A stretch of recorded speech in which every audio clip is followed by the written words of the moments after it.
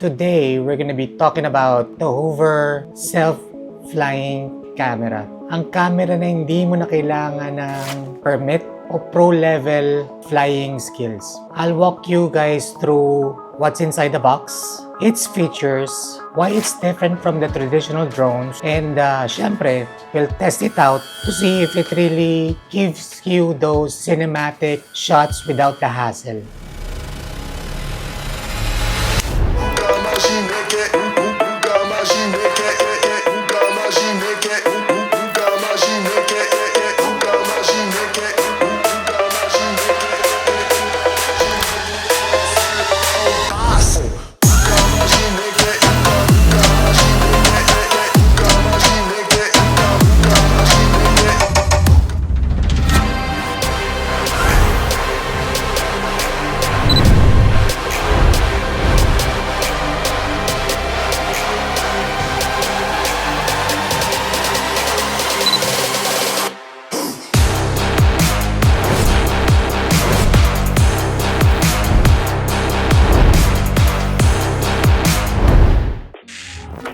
So let's unbox this. The box itself feels sleek and minimalist. The drone is small, packetable, and premium. Pagbukas mo ng box, you'll see the Hover self-flying camera presented cleanly with just the essentials: the device, the charging cable, the quick start guide, and the propeller guards. It's simple, elegant, and parang talagang designed for creators on the go.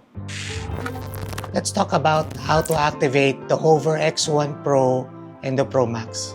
Sobrang dali lang niya, guys. Number 1, download and install the Hover and X1 app. Press and hold the button for 3 seconds hanggang mag-green yung light. Open the app, go to the Hover page, and tap the green activate button. Ready to go ka na.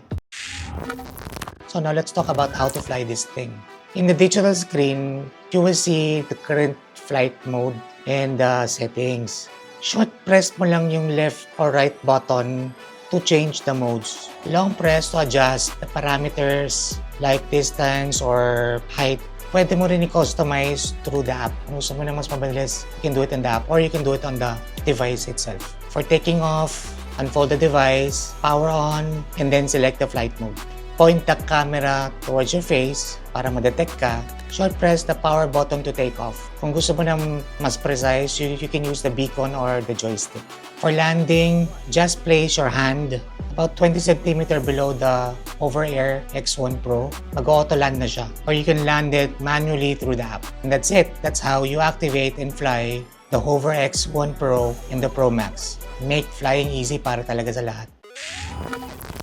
Cinematic shots used to be heavy gear and a full crew. Pero with HOVERair X1 Pro, you get 15 plus flight modes straight from your pocket. Smart tracking, follow, dolly track, side track, even cycling, ski, and indoor follow. Smooth shots, wala ka ng effort. And there is the orbit shot. It's a perfect 360 circles for dramatic cliffside or mountaintop reveals. There is the hover mode. Stay locked in place while you move, dance, or perform. Parang may sarili ka lang cameraman. And there is the Dolly Zoom, that legendary Hitchcock effect on one tap.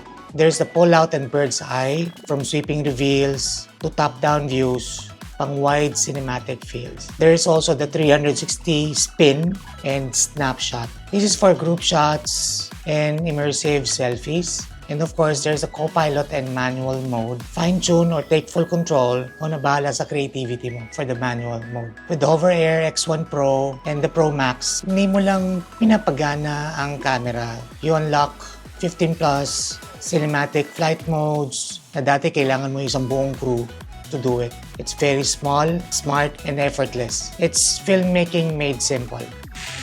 Let's talk about the pros of this self-flying camera, the Hover. Easy to use, no pilot skills needed, wala nang stress about permits. It's very portable and pocket size.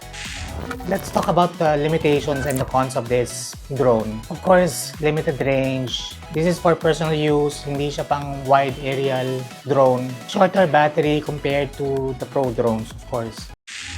Overall, the Hover self-flying camera isn't trying to replace your professional drones, but it fills a gap. It gives you a creative, cinematic shots without the stress of the permits or complicated controls. These are for the creators who wants to have a premium, pocketable, and hassle-free way to add new angles to their contents. This is a solid choice. So now, you can purchase this at Camerahaus. I'll link in the description below how much the price are. Kasi meron siyang different variants. Again, thanks for watching and I'll see you guys in the next video. Peace.